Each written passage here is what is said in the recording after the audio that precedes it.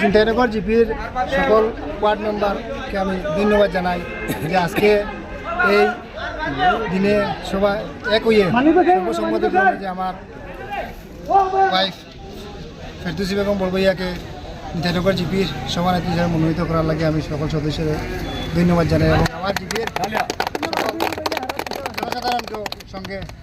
ধন্যবাদ জানাই আর এবং ভবিষ্যতে আমরা 10 সদস্য মিলিয়া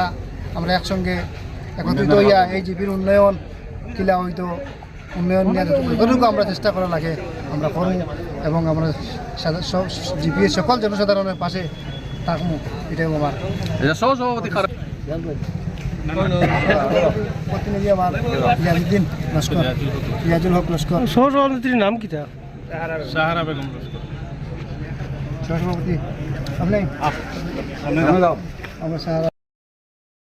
বেগম বড়বইয়া জিপির উন্নয়ন সব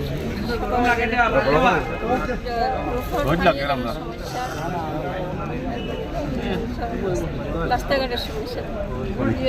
সকল সমস্যা গরিব লোকের পাশে বোর্ড আমরা যখন গঠন করছি আপনারা আমরা ওয়াদাও দিলাম আর এই সমস্ত দুর্নীতি আমরা জীবিত হইতো না এবং যদি কেউ করিয়া থাকে আমরা এর বিরুদ্ধে আমরা রুখে দাঁড়াইব এবং ভবিষ্যতে আমরা করার সুযোগ দিতাম না।